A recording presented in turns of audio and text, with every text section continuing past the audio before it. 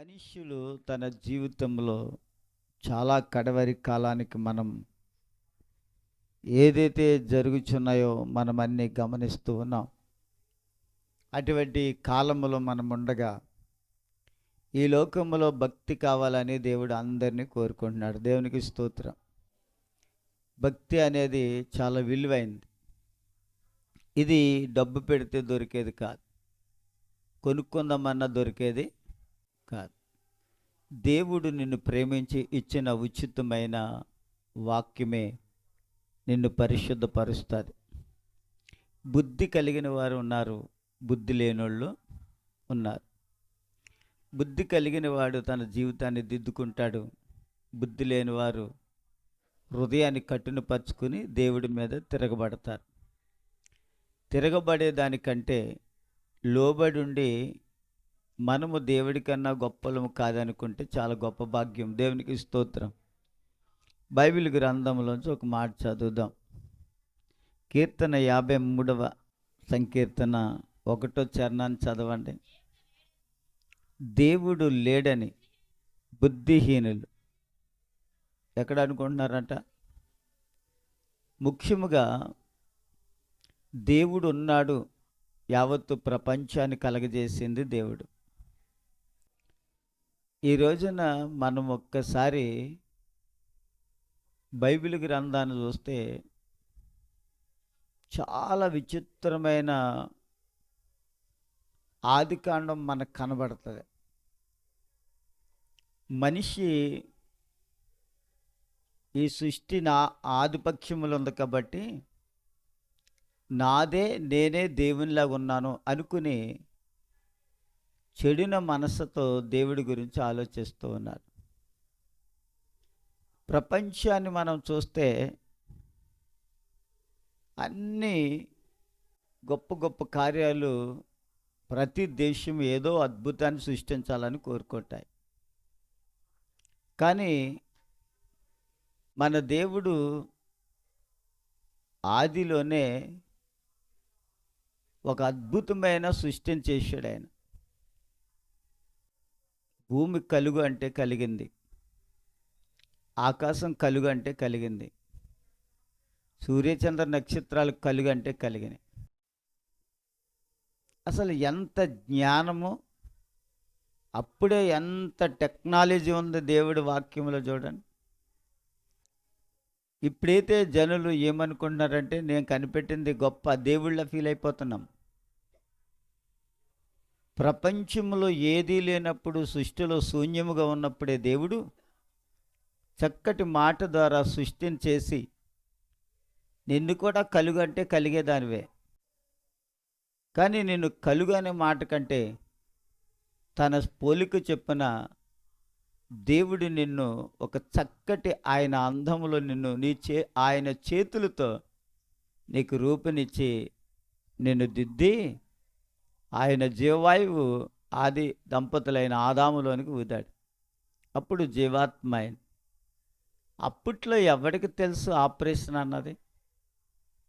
ఒక ఎముకను తీసి స్త్రీని నిర్మించి అక్కడ మాంసంతో పూడ్చివేసును అని చెప్పింది. ఆ టైంలో కత్తి పట్టుకున్నవాడు ప్రపంచంలో భూమి మీద పుట్టుండవచ్చు. మన దేవుడికి ఎంత గొప్ప జ్ఞానమో చూడండి. అలాంటి దేవుడిని ఈ రోజున మనిషి అంటున్న మాట ఏంటంటే, కీర్తనకారుడు అంటే దేవుడు లేడని బుద్ధిహీనమైన ఆలోచనతో వారు హృదయంలో అనుకుంటూ ఉన్నారట. అసలు నేను ఇలా నిర్మించాలని, నిన్నెంత అందంగా చెయ్యాలని దేవుడు ఆ రోజు అనుకున్నాడు. కనుకనే క్రీస్తు పూర్వం ఆయన సమస్తాన్ని జరిగించి సృష్టిలో నేను ఒక ప్రథమముగా పెట్టుకుంటే, ఆయన పోలికలో పుట్టిన నరుడువైన నీవు దేవుడు లేడు అని బుద్ధిహీనమైన మాట మాట్లాడుతున్నావంటే నువ్వు చెడిన మనసు కలిగిన వ్యక్తువు గనుక దేవునికి స్తోత్రం. రాకడ అతి సమీపముగా ఉంది, అందరికీ తెలుసు. యుద్ధాలు జరుగుతాయన్నది జరిగినాయి, సునామీలు వస్తాయన్నవి వచ్చాయి, భూకంపాలు జరుగుతాయన్నది జరిగినాయి. రకరకాల దేవుడు చెప్పిన ప్రతి సూచన జరిగిపోయింది. అంటే ఇప్పుడు ఇంక యుద్ధం ఒకటి జరగాలి. యుద్ధం జరుగుతుందంటే ఇశ్రాయేలు మీదకి హమాస్ అనే ఉగ్రవాదులు వస్తూ ఉన్నారు. ఎప్పటి నుంచో యుద్ధం జరుగుతుంది. గాజా ధ్వంసమైపోయింది. అనేక లక్షల ప్రజలు నిరుద్యోగులైపోయి పారిపోయారు ప్రాణాలు అరిచేతులు పెట్టుకొని. దేవుడు చెప్పింది జరుగుతూ ఉన్నప్పటికైనా మనిషికి ఏమి లేదంటే కదిలిక లేదు. చచ్చిన వాని వలె ఏ లోకంలోనే పడున్నారు, కానీ బుద్ధిహీనతగా లోకంలో ఉన్నారు. కానీ బుద్ధి కలిగి దేవుని వాక్యము దగ్గరికి వచ్చి ఆయన వాక్యమై ఉన్నాడని తెలుసుకోలేకపోతున్నారు. అలాంటి వ్యక్తులను దేవుడు చూసి సిగ్గుపడాలి. దేవుడు ఇంకా దినమంతా ఆయన చేతులు చాపి రా రా ఈరోజైనా మారతావని నిన్ను ప్రేమిస్తూ ఆయన అలా చూస్తున్నప్పటికైనా ఆయన నువ్వేమనుకున్న లేడు అని నీ మనసులో స్టాంప్ వేస్తావు. దేవుడు లేడు అని బుద్ధిహీనులు ఏ రీతిగా మాట్లాడతారో ఆ రీతిగా బైబిల్ పట్టుకుని గుడికొస్తున్నారు. కానీ ఆయన నిజమైన ఆరాధన చేసే క్రైస్తవులు చాలా అరుదని బైబిల్ బోధిస్తుంది. ఇజ్రాయేలు దేశం గురించి మనం చూస్తే చాలా భయంకరమైన యుద్ధం జరుగుతుంది. అసలు యుద్ధం ఎందుకు జరుగుతుంది, ఎవరికి జరుగుతుంది, ఇది మీకు తెలియదు. అసలు ఇశ్రాయేలు ప్రజల మీదకి హమాస్ ఉగ్రవాదులు వచ్చే దేనికంటే, ఇప్పుడు సొలొమోను కట్టిన దేవాలయం పోయి అక్కడ ఒక మసీద్ ఉంది ముస్లింలది. ఆ మసీద్ మీద చక్కటి ముద్ర ఉన్నది. ఇశ్రాయేలు ప్రజల్లో యూదులు మన దేశంలో ఎక్కడ ఎర్రటిపై దొరకలేదు. అమెరికా దేశంలో 6 పెయ్యలను కొన్నారు వాళ్ళు. అక్కడి నుంచి తీసుకుని వచ్చి యెరూషలేములో దేవునికి ఎర్రపైన వధించి బూడిద చేసి ఆ బూడిద ఇశ్రాయేలు జలములతో కలిపి వారు పాప శుద్ధీకరణ చేసిన తర్వాత కానీ మందిరాన్ని కట్టరాళ్ళు. దేవునికి స్తోత్రం. అందుకని ఈ రోజున యావత్తు ప్రపంచం ఎలా ఉందంటే ఆయన రాకడ కొరకు కనిపెట్టి ఎదురు చూస్తూ ఉంది. కానీ మనుషులు ఇంకా బుద్ధిహీనముగానే దేవుని ఉనికి తెలుసుకోకుండా దేవుని యొక్క ఆయన మాట సెలవిచ్చిన మాట తప్పని దేవుడని మనుషులు ఎరగక ఇష్టానుసారంగా ప్రవర్తిస్తూ బ్రతుకుతూ ఉన్నారు.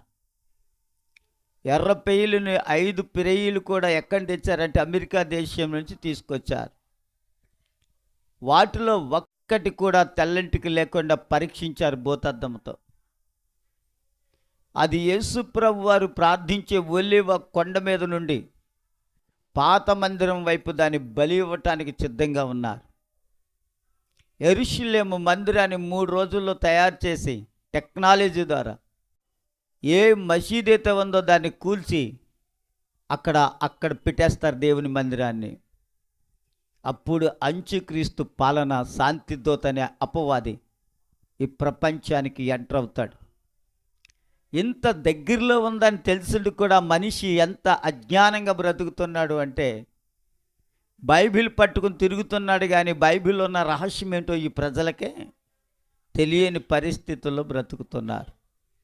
అందుకే కీర్తనకారుడు రాస్తూ 53:1 ఆ మాట పూర్తిగా చదవండి. దేవుడు లేడని బుద్ధిహీనులు తమ హృదయములు అందుకుందరు. వారు చెడిపోయిన వారు ఏ కార్యం చేస్తారో అసహాయ కార్యాలు. చాలమ్మా, అసహాయమైన కార్యాలు చేస్తూ దేవుని దగ్గరికి వస్తూ ఉంటారు. వాళ్ళ మనసులో దేవుడు లేడు, మనం వెళ్తున్నాం అంతే. ఈ యుద్ధం ఎందుకు జరుగుతుందంటే దేవుని రాక కొరకై.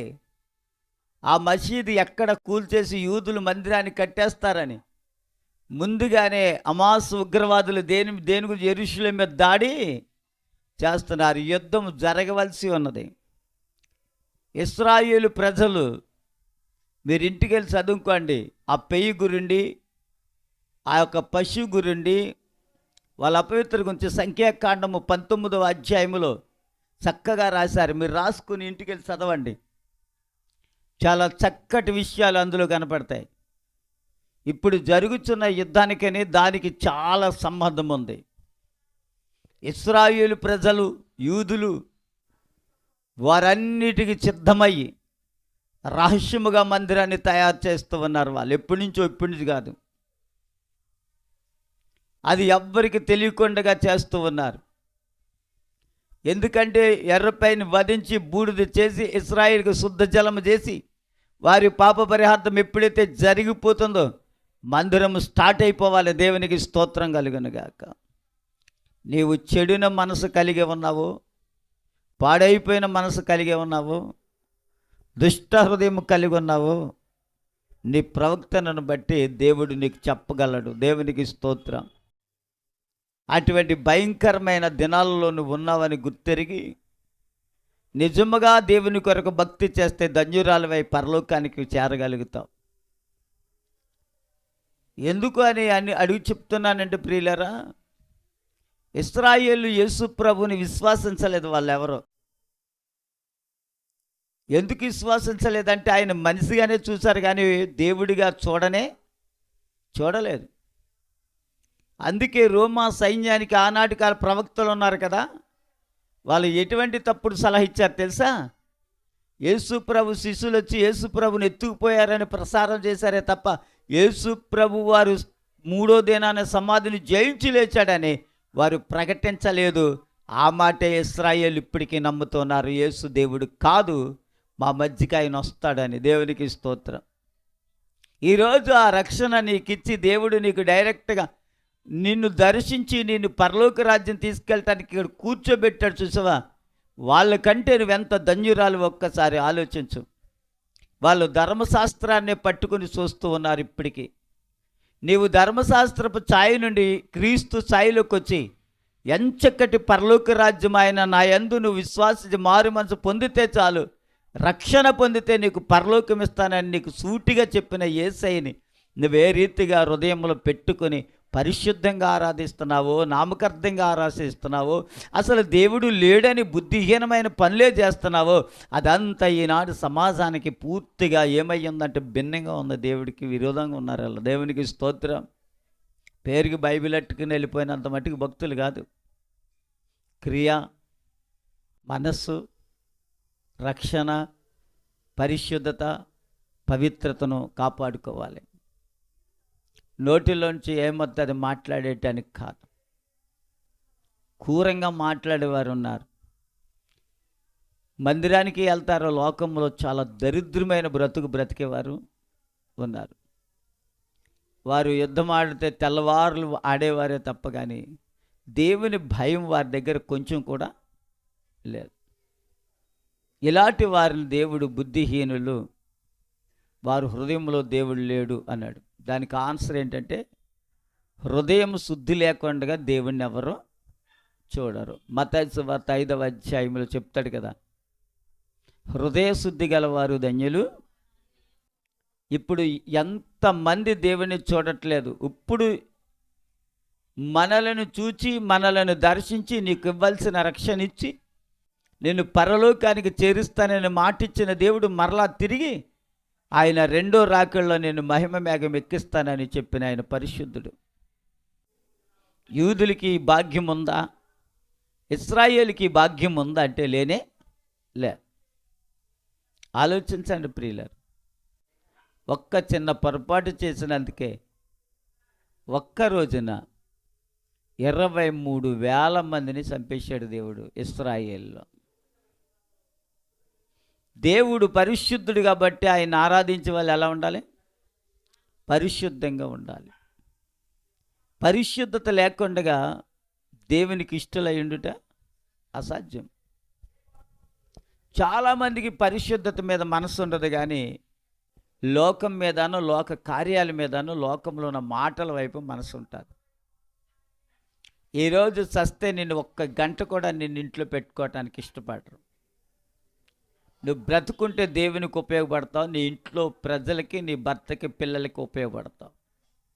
నువ్వు చనిపోతే నిన్ను గంట 2 గంటలు, ఒక రోజు లేకపోతే 2 రోజులు ఉన్న తర్వాత ఊరు బయట 6 గజాల స్థలానికి నిన్ను చేర్చి వెనక్కి చూడకోకుండా వచ్చి కొద్ది రోజులు బాధను అనుభవించి ఆ తర్వాత నువ్వు ఉన్నావో లేదో తెలియకొని మరుపు పెట్టేసిన దేవుడు అసలు నీ గురించి ఆలోచన ఎవ్వడు చేయడం, ఒక్క దేవుడు చేస్తాడు.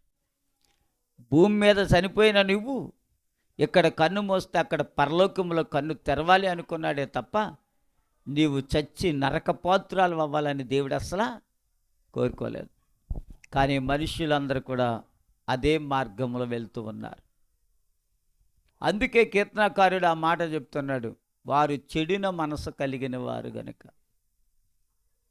వారు పూర్తిగా ప్రభులో ఉన్నామని చెప్పుకొని పూర్తిగా చెడిపోయిన వాళ్ళు కనుక, అందుకని వారికి ఏమాత్రము కూడా దైవభయము, దేవుని భయం లేదు. దేవుడు అంటే అసలు వారికి ఏమాత్రము ఆలోచన కలిగి మాట్లాడే తత్వమే లేదు. దేవుడు ఉన్నాడు అనుకుంటానికి బుద్ధిహీనత అడ్డొచ్చింది వాళ్ళకి. దేవునికి స్తోత్రం. అదే 107వ సంకీర్తన 17వ మాట చదువుదాం. ఒకటి, బుద్ధిహీనులు తమ దుష్ట ప్రవక్తన చేత, అది తన ప్రవక్తన ద్వారా, తన మాట ద్వారా, దాని క్రియల ద్వారా ఏం తెచ్చుకుంటారంట? బాధలు కొని తెచ్చుకుంటారు. ఈ బాధలు వచ్చినప్పుడు వాళ్ళు అంటారు, దేవుడు మమ్మల్ని మర్చిపోయాడండి. నువ్వు చేసిన బుద్ధిహీనతను బట్టి బాధలు వచ్చాయని గ్రహించలేవు. నువ్వు చేసిన దుష్టత్వాన్ని బట్టి బాధ నాకు వచ్చిందని నువ్వు అసలు ఊహల్లోకి కూడా అందుకోకుండా బ్రతుకుతావు. బాధ వచ్చింది అంటే దేవునిలో ఉన్నావు కదమ్మా, ఈ బాధ నీకు ఎందుకు వచ్చిందని యాలన చేసేవారు కూడా నీకున్నారు. కానీ మనము దేవుని దగ్గరికి వస్తున్నామని చెప్పుకుంటున్నాము, కానీ ఆ బుద్ధిహీనతను మనం ఎడలేనప్పుడు, ఆ బుద్ధిహీనత కూడా మనం ప్రవర్తించినప్పుడు భయంకరమైన బాధ మన మీద రగులుకుంటుంది. దేవునికి స్తోత్రం. అప్పుడు దేవుడు అంటాడు, నిన్ను చూసి నవ్వుతాడే తప్ప ఆయన ఏమీ తలదించుకోవాల్సిన అవసరం. ఎందుకని? నిన్ను చూచి నీ భక్తిహీనతను, నీ బుద్ధిహీనతను, నీ దుష్టత్వాన్ని చూసి ఆయనకి ఎలా ఉందంటే చాలా బాధ కలిగింది, చాలా బాధ కలిగింది. నా పేరు చెప్పుకుని నా నామానికి అవమానము తెచ్చుచున్న నీవు, నిన్ను చూసి నేను ఏ రీతిగా సంతోషించమంటావని దేవుడు ఆ బాధలను నీ మీదకు పంపినప్పుడు నువ్వు బాధపడుతూ, దేవుడు నన్ను చిన్న చూపు చూశాడు, దేవుడు నన్ను చెయ్యివిడి చేశాడు, దేవుడు నన్ను పట్టించుకుంటలేదు, దేవుడు నన్ను ఉన్నాడా అసలు అనే మాట వచ్చేనంతగా నీ హృదయంలో నువ్వు చేసే అపరాధము నీ మీద నీకు శాపముగా ఉందని నీకు తెలియదు. దేవునికి స్తోత్రం. అలా తెలుసుంటే ఈ పాటికి నువ్వు ఎప్పుడో పరిశుద్ధమైన భక్తులకు వచ్చేసేవారు. దేవుడికి నాకు ఉన్న లింక్ ఏమిటో నీకు అర్థమయ్యేది. దేవుడు ఎంత పవిత్రముతో అర్థమయ్యేది. దేవుడు ప్రతివారిని ఎందుకు ఇంతగా ప్రేమిస్తున్నాడు, పాపములు చేసినా నీకు అర్థమయ్యి ఉండేది. కానీ ఆయన చాలా గొప్పవాడు. ఎందుకంటే పరలోకములో ఉన్న దేవుడు, భూమి మీద ఉన్న మనం, ఆయన మనకిచ్చే ప్రతి ఆశీర్వాదాన్ని పొందుకోవటానికే నేను పవిత్రమైన దేవుని రక్షణించి ఆయన సన్నిధికి చేర్చుకున్నాడు తప్ప అలాంటి బుద్ధిహీనులు, దేవుడు లేడన్న వారు అందరూ బయట తిరుగుతూనే ఉన్నారు. వాళ్ళకి దేవునికి ఆలోచన కూడా ఉండదు. తాగటం, తినటం, తిరగటం, ఆడుకోవటం, పాపం చేయటం, ఇది తప్ప దేవుని దగ్గరికి వెళ్ళి దేవుని యొక్క జ్ఞానం కలిగిన మాటలు నేర్చుకుని పవిత్రమైన దేవుని ఆత్మచేత నేను ముద్రించబడి ఆ దేవుని సన్నిధిలో నేను ఒక సభ్యుడి గుండి పరలోకానికి నేను రాకడికి సిద్ధపడాలి అనే ఆలోచన లేని క్రైస్తవులు ఎంతోమంది ఉన్నారు. దేవునికి స్తోత్రం కలిగిన కాదు. కారణం ఏంటంటే జనాలు మందలుగా గుడికి వెళ్తారు, కానీ పరిశుద్ధత ఏంటో ఆ మందకి తెలియలేదు ఇప్పటి వరకు. దేవునికి స్తోత్రం. పరిశుద్ధత ఏంటో అన్నది వారికి ఇప్పటికీ అర్థం కాల. ఇంకొక మాట చదివిస్తాను చూడు. సామెతల గ్రంథం 3వ అధ్యాయంలో 35వ వచనం చదువు. 3:35 ఉందా?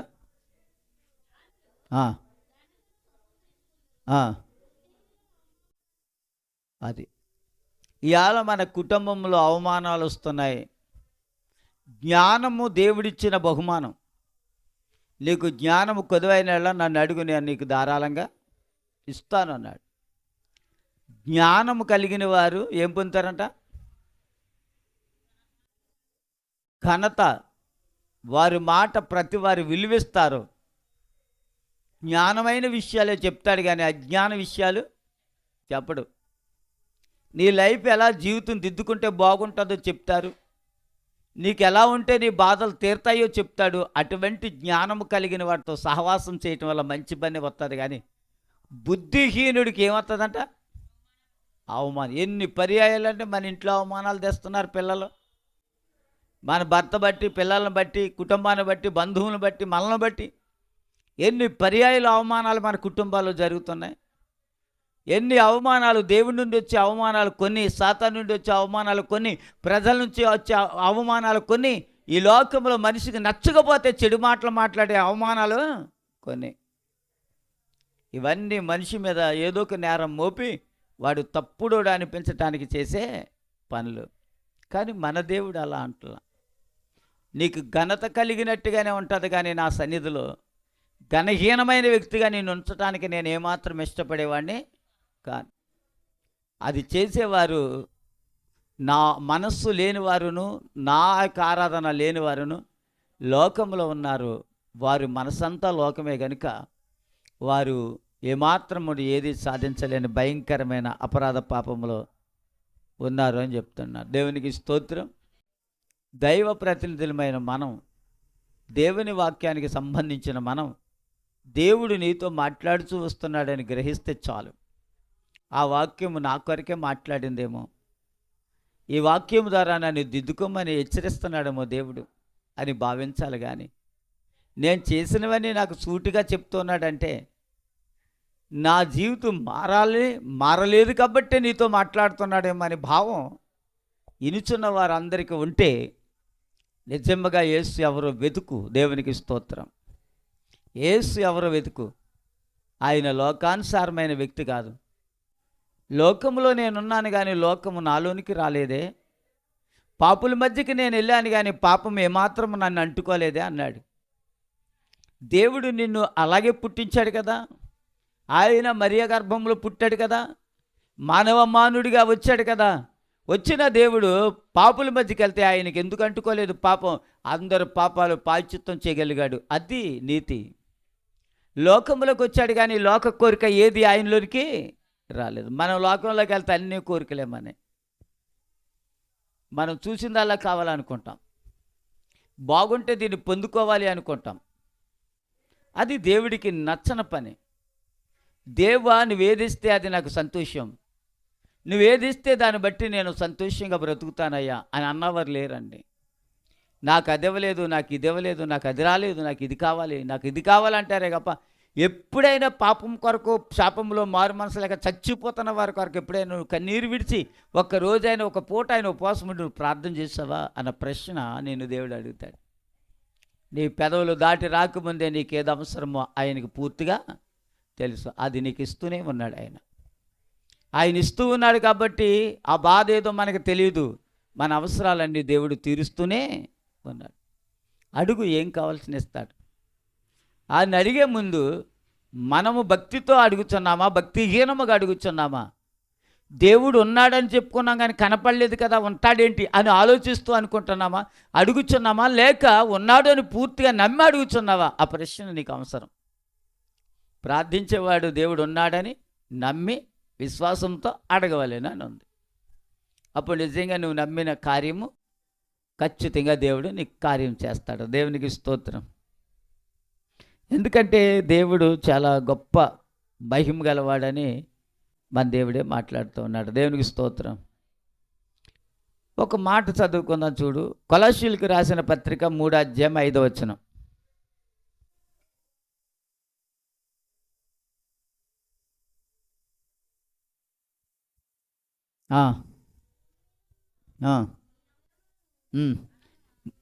కొలస్సీయులకు రాసిన పత్రిక 3:5.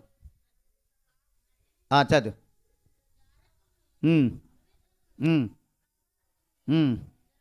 ఉమ్, ఉమ్, ఆ, అది దేవుని ఇష్టం. ఇవన్నీ ఏం చేయాలంట? ఎందుకు చంపేయమన్నాడు? దుష్టత్వం నీలో ఉండకూడదంటే ఇవన్నీ చంపేయాలి. మరి చంపుకున్నారా క్రైస్తవులు? ఎన్ని విషయాలు చెప్పాడు అక్కడ? ఫస్ట్ నుంచి చదువు.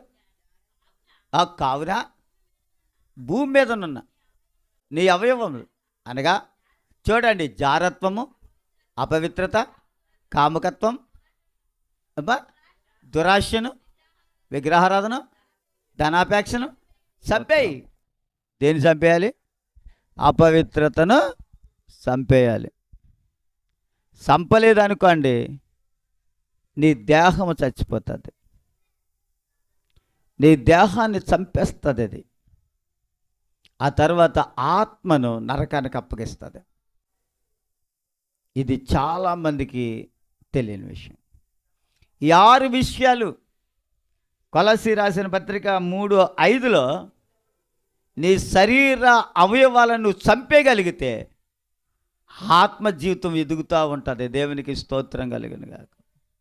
చాలా గొప్పవాడు దేవుడు. అందుకనే మరి ఇంకొక వాక్యం చదువుదాం చూడు. సామెతల గ్రంథం 15వ అధ్యాయం 14వ మాట చదువుదాం.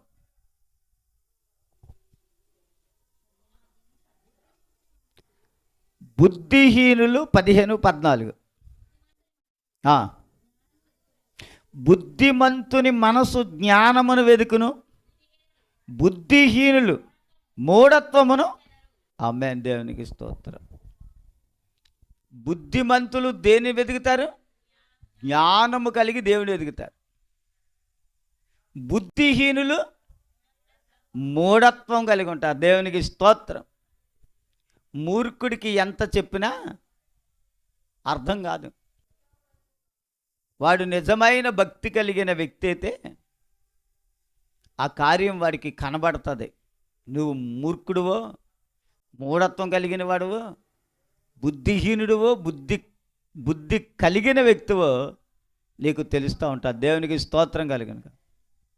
ఎంత గొప్ప భాగ్యము మనం ఆలోచన చేయాలి. అదే సామెతల గ్రంథం 15:9 చదువు.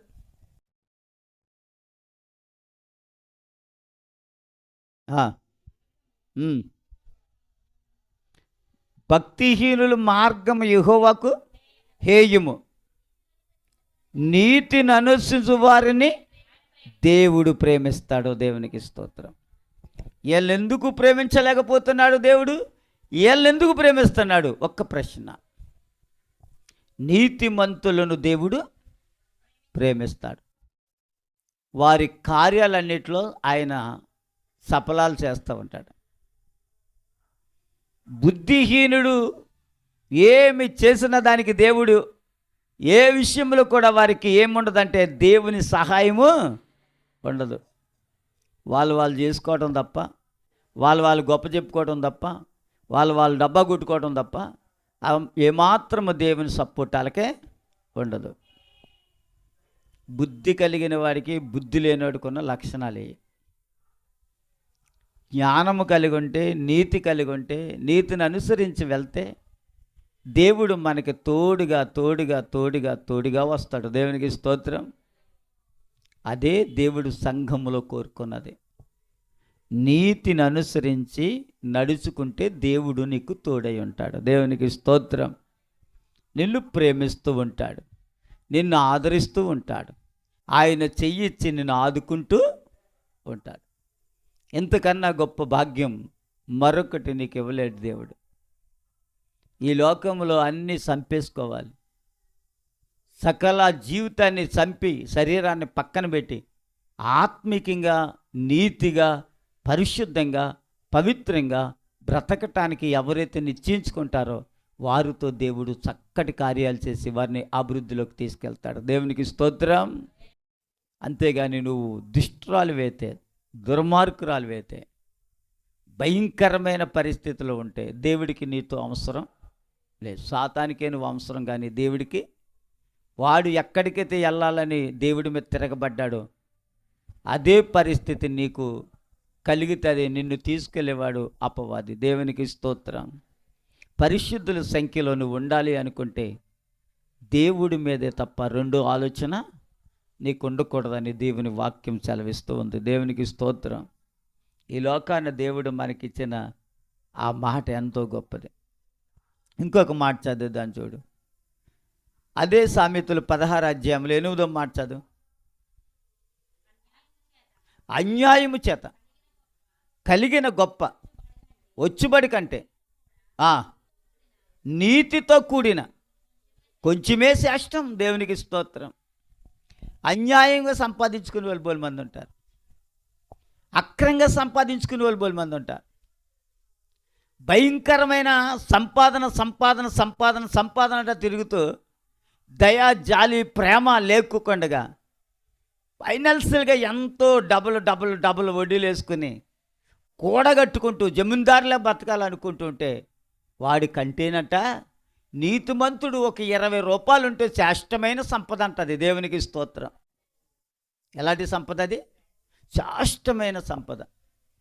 అందుకే అంటాడు దేవుడు, అడుగుడు ఇవ్వబడును, తట్టుడు తీయబడును. అడుగు ప్రతివానికి ధారాళముగా, కొంచెంగా కాదు, ధారాళంగా ఇవ్వబడును. ఇంత ధారాళంగా ఎవరికి ఇస్తాను తెలుసా? నీతిని అనుసరించే వారితోటి, నీతిని అనుసరించి నడిచేవారికి, నీతి కలిగిన భక్తితో ఉన్నవారికి, యథార్థమైన జీవితం జీవించే వారికి, మోసము అక్రమము లేని జీవితం జీవించే వారికి, వారికి నేను ఏది ఇచ్చినా శ్రేష్టమైనది ఇస్తాను నేను. దేవునికి స్తోత్రం. అక్రమైన సంపాదన నిలబడదు, కొంతకాలానికి అది నిన్ను పాడు చేసేస్తుంది. దేవునికి స్తోత్రం. నీతో కూడా అది రాదు. నీకు దుష్టులే సహవాసం ఉంటారు కానీ నీతిమంతులు ఎవరు సహవాసము ఉండరు. నీతిమంతులు సహవాసము, ప్రార్థన సహకారం నీకు దొరుకుతుంది. సహోదరు దయాళత్వంతో ప్రార్థన చేద్దాం నీకు వరకు. దేవునికి స్తోత్రం. అక్రమముగా సంపాదించుకోవాలని ఆశపడిన వారు ఎవరైనా ఒకరోజు దాన్ని విడిచిపెట్టేస్తారు, వారు దేహమంతా చెడిపోతూ ఉంటారు. దేవునికి స్తోత్రం. కారణం ఏంటంటే దేవుడు ఆ అక్రమాన్ని చూడలేడు. అందుకే అన్నాడు, బీదలకు అప్పిచ్చేవాడు యెహోవాకు అప్పిచ్చినట్టు. దేవునికి స్తోత్రం. బీదలకు సహాయం చేసేవాడు యెహోవాకు సహాయం చేసేవాడు అన్నాడు. కూడబెట్టుకుని దాచుకుని రెట్టింపు చేసుకుని నేను జమీందారుని అని చెప్పుకున్న వాడికి ఇల్లు ఇక్కడ బైబిల్లో ఇవ్వలేదు. భూమి మీద ఉండొచ్చేమో కానీ పరలోకంలో కూడా ధనవంతుడు ఎలాగైతే తన తండ్రి లాజరు తన ఇంటి దగ్గర ఉండి రొట్టె ముక్కలు ఏరుకుని తిన్నప్పుడు, ధనవంతుడు పేద లాజరు చనిపోయినప్పుడు ఉపమాన రీతిగా చెప్పాడు. ఆయనేమో దేవదూతలు తీసుకెళ్ళి లాజర్ని పరలోకంలో పెట్టుకుంటే ధనవంతుడు అగ్నిగుండంలో వేదన పడుచున్నాడట. వేదన.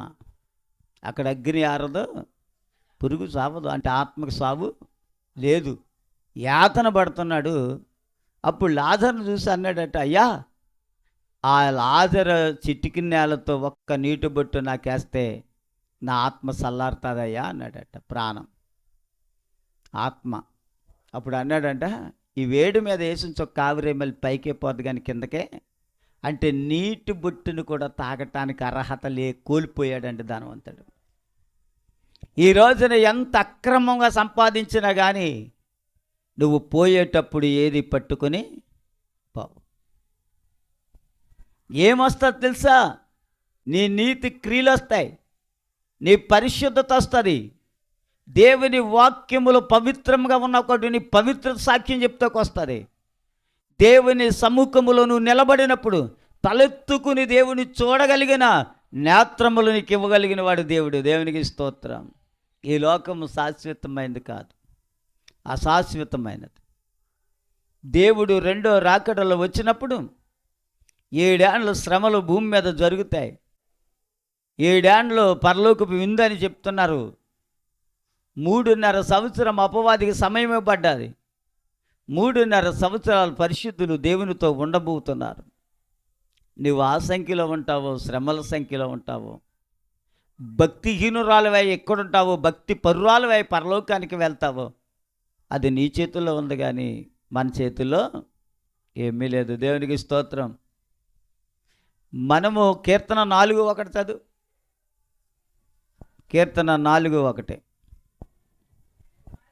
ఆ, ఆ, ఆ, ఆ, ఆ, ఆ, ఆ, ఆ, ఉమ్, ఉమ్, ఉమ్, ఉమ్, ఉమ్, ఆ, ఆ, ఆ. అది దేవునికి స్తోత్రం.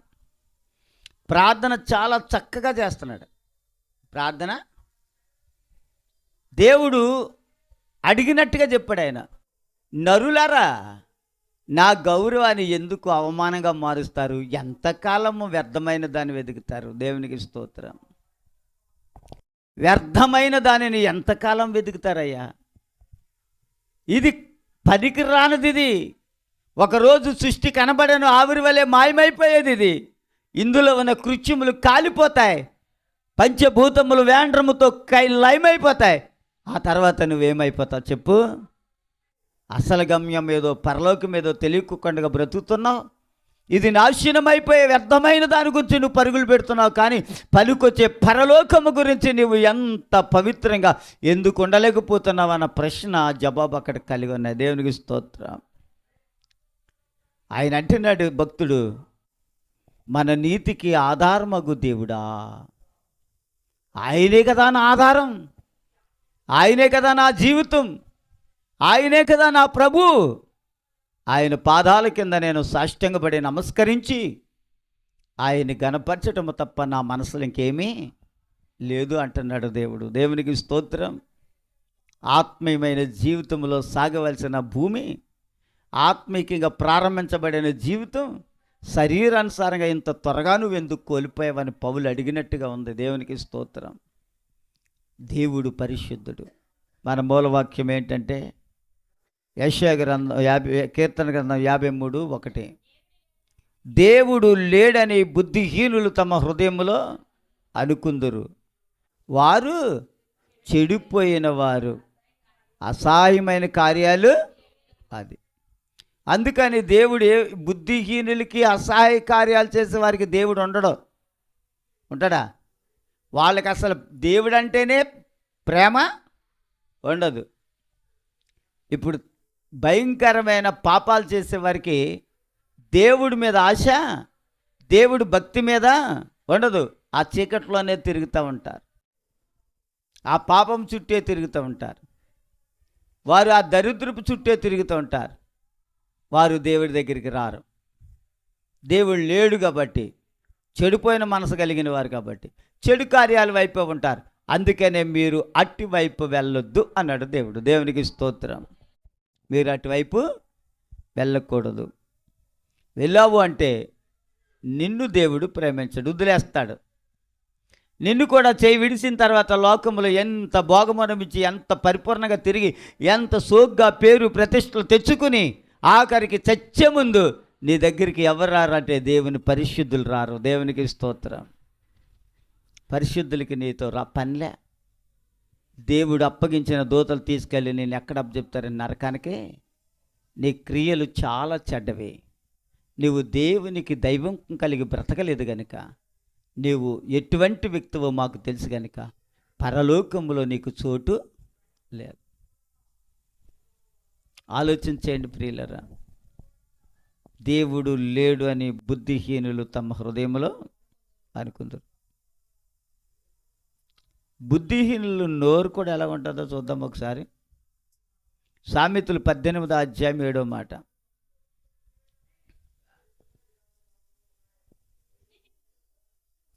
బుద్ధిహీని నోరు వానికి నాశనము తెచ్చును, వారి పెదవులు అది వాళ్ళ ప్రాణానికి ఏం చేస్తాంట? అర్ధంతరంగా చేస్తారు.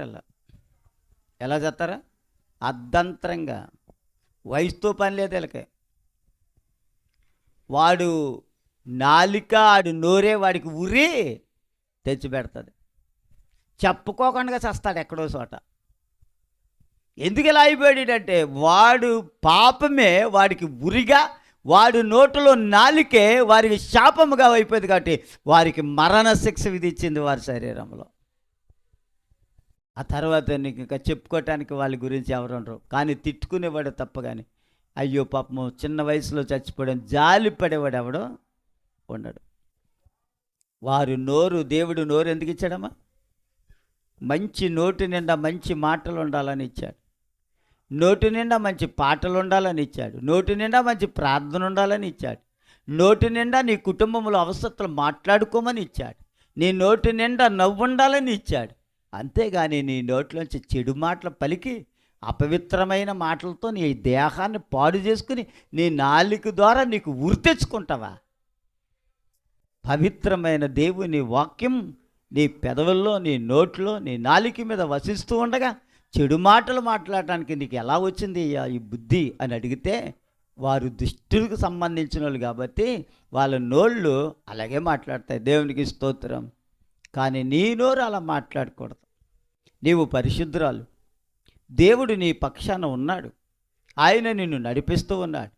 నీవు కన్ను మూసుకుని ప్రార్థిస్తే ఆ ప్రార్థనకి జవాబు ఇవ్వబోతున్నాడు. అలాంటి పరిశుద్ధుడైన దేవుని యొక్క కృపలో నిన్ను పవిత్రంగా కాపాడుకుంటూ ఉన్న దేవుడికి నీ నోట్లోంచి ఏ శాపవచనమో బయటికి రాకుండా చూసుకోవాలన్న విషయమే దేవుడు నిన్ను ప్రేమిస్తూ చెప్తున్నమాట. దేవునికి స్తోత్రం. ఆ ప్రేమ ఎంతో గొప్పది. ఆ ప్రేమ ఎంతో గొప్పది.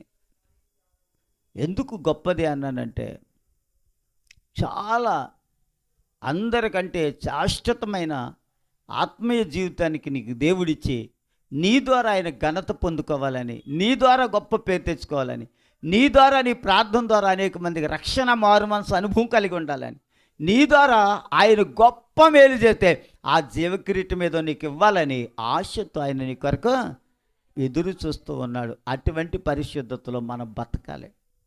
అటువంటి పరిశుద్ధతలో మనం జీవించాలి. నా దేవుడు నన్ను చూస్తూ ఉన్నాడు.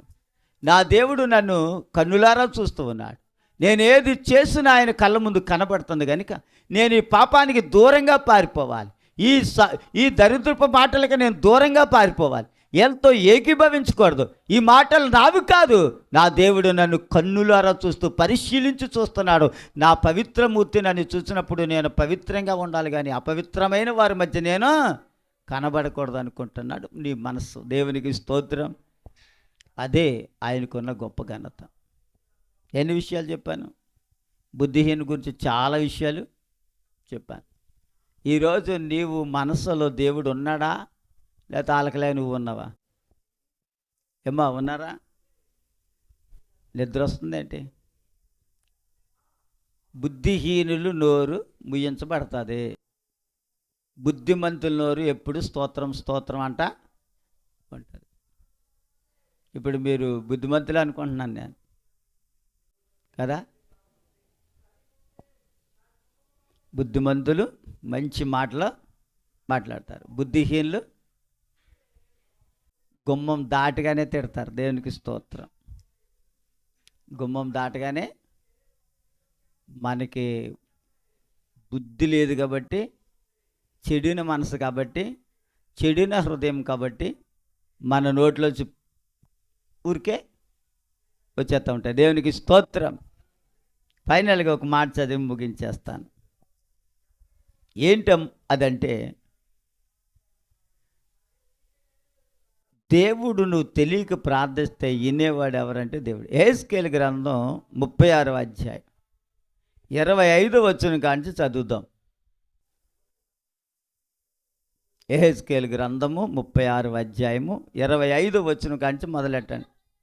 అమ్మా, నూతన హృదయం నీకు ఇచ్చేదని, నూతన స్వభావం నీకు కలగజేసేదని, రాతి గుండె నీలో నుండి తీసివేసి మాంసపు గుండెను నీకు ఇచ్చేదని, నా ఆత్మను నీ అందుంచి నా కట్టడలు అనుసరించు వారిగా, నా విధులను గైకొనేవారిగా మిమ్మలను. అబ్బా, అలా చేసుకుంటేనే మీరు ఎక్కడికే మీలో రాటిగుండి పోయిందే కొందా పోలేదా? రాటిగుండి అంటే ఏంటి? పక్కుడు కూడా నీళ్ళు చుక్కలు కూడా చచ్చిపోయినా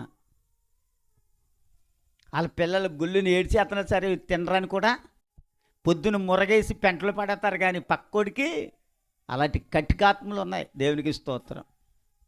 జాలి దయ లేని ఆత్మలు అవన్నీ తీసేసంట, నాకు నచ్చినట్టుగా నేను చేసుకుంటాను, నా మనసు ఇస్తాను, నా ఆత్మ ఇస్తాను, నా హృదయం ఇస్తాను, నువ్వు పవిత్రంగా ఉండక అని చెప్పాడు బైబిల్లో. అలా ఉండటానికి ఎవరు ఇష్టపడతారో వారి ధన్యులు. ఎవరు ఉండరు. ఇంకా కింద చదువు కొంచెం.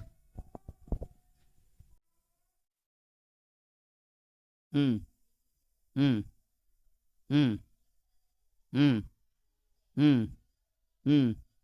రాటి గుండు మీలోని తీసివేసి మాంసపు గుండెను నీకు ఇచ్చేదని, నా ఆత్మను మీ అందుంచి నా కట్టడను అనుసరించేవారిగా, నా విధులను గైకొనేవారిగాను మిమ్మల్ని చేసేదని, నేను మీ పితరులకు ఇచ్చిన దేశంలో మీరు నివసించేది, కానాన్ దేశం, పాలు తేనెలు ప్రవశించే దేశం ఇస్తానన్నాను. వాళ్ళు హృదయాలు కఠినం చేసుకుని దూడబొమ్మను చేసుకుని గంతులు వేశారు కనుక వాళ్ళు 23,000 మంది చచ్చిపోయారు అక్కడ. మీరు మట్టికి సావద్దు, మీరు ఎక్కడికి రావాలన్నాడా, నేను చూపించే దేశాన్ని మీకు ఇస్తాను. దేవునికి స్తోత్రం. ఆ దేశమే యేసయ్య ఉన్న దేశం, ఆ దేశమే దేవుడు నివసించే స్థలం. ఆ దేశంలోనే నేను పెట్టి బుద్ధిహీనత నీలో తొలగించాడు, అహంకార భావాన్ని తొలగించాడు, నూతన హృదయాన్ని ఇచ్చాడు, నూతన ఆత్మనిచ్చాడు, పవిత్రమైన మనస్సాక్షిని ఇచ్చాడు, నిన్ను రక్షించుకున్నాడు, నిన్ను పరలోకాన్ని తీసుకెళ్తాను మళ్ళీ సిద్ధం చేసుకున్నాడు. ఇది దేవుడు ఆయన నిన్ను ప్రేమించే ప్రేమ. భక్తిహీనుల్ని బుద్ధిహీనుల్ని ప్రేమించే ప్రేమ కాదు అది. నిన్ను ప్రేమించే ప్రేమ, నీ యందు జాలి కలిగి నిన్ను ఏ రీతిగా రక్షించుకున్నాడు, ఆ రక్షణ విషయంలో నువ్వు చక్కగా మంచి మారు మనసు పొందిన దినాలు గుర్తు చేసుకొని, ఆ రోజు నేను ముందున్నాను, దేవుడు నన్ను రక్షించిన, నా మనసులో ఏ కలంకం లేక ఎంత పవిత్రంగా ఉన్నానో, నా మొదట స్థితి గుర్తు తెచ్చుకొని మళ్ళీ అదే జీవితాన్ని ప్రదర్శిస్తే దేవుడు నీతో మాట్లాడటానికి ఇష్టపడతాడు. దేవుడు నువ్వు ఎక్కడుంటే ఆయనతో పాటు నీతో పాటు ఆయన కూడా వస్తాడు. దేవునికి స్తోత్రం. ఆయన అంతటా ఉన్నవాడు, లేనివాడేమీ కాదు. అందుకనే బుద్ధిహీనులు దేవుడు లేడని తమ హృదయంలో అనుకుందరు. ఇది మూలవాక్యం. వారు మనసు ఏమైందంట, చెడిపోయిన మనసు. కానీ మన మనసు చెడినది కాదు. అందుకే నేను మీకు వాక్యం యెహెజ్కేలుతో ముగించవలసిన అవసరం వచ్చింది. ఆయన ఇచ్చాడు, మీకు ఇచ్చిన ఘనత ఆయనది, మీరు తెచ్చుకోలేదు. దేవుడు మిమ్మల్ని లోకములోంచి ఏర్పరచుకుని ఎన్నుకొని ఈ స్థితిని ఇచ్చాడు నీకు. దేవునికి స్తోత్రం కలిగిన గాక. ఈరోజు ఈ ఘనత ఎవరిదంటే దేవుడిది, నీది కాదు. నిన్ను ఎలా ఘనపరుస్తున్నాడంటే, నిన్ను ఇలా పరలోకానికి సిద్ధం చేస్తున్నాడంటే, నిన్ను పరలోక రాజ్యంలో ఆయన పక్షాన్ని కూర్చోబెట్టుకోవాలనుకున్నాడంటే అది ఆయన ఇచ్చినది. అందుకే నిన్ను నీతిమంతురాలుగా నేను దేవుడు చూస్తున్నాడు. దేవునికి స్తోత్రం. ఆయన నీకు తోడై ఉన్నాడు. ప్రార్థన చేసుకుందాం, కళ్ళు మూసుకోండి. మహాఘనుడివైన తండ్రి, నీకు వందనాలు, స్తోత్రాలు. కృపను బట్టి, ప్రేమను బట్టి, ఎంతవరకు నీ స్థితిని బట్టి, ఆరాధన బట్టి, వాక్యాన్ని వింటున్న బిడ్డలు నాయన గల్పదేశాల్లో ఉన్నారు, సంఘాల్లో ఉన్నారు. ప్రతి ఒక్కరు మనుషులు వాక్యం వింటూ వారి మనసులను దిద్దుకుని వారు పరిపూర్ణంగా ప్రభు రాజ్యానికి సిద్ధపడాలనే ఆశతో ఈ వాక్యాన్ని ప్రభు అని ఆత్మ ద్వారా నడిపించినందుకు వందనాలు. వచ్చిన బిడ్డలను నిండుగా దీవించి ఆశీర్వదించమని యేసు నామములో ప్రార్థించి అడిగి పెట్టుకుంటున్నాను తండ్రి.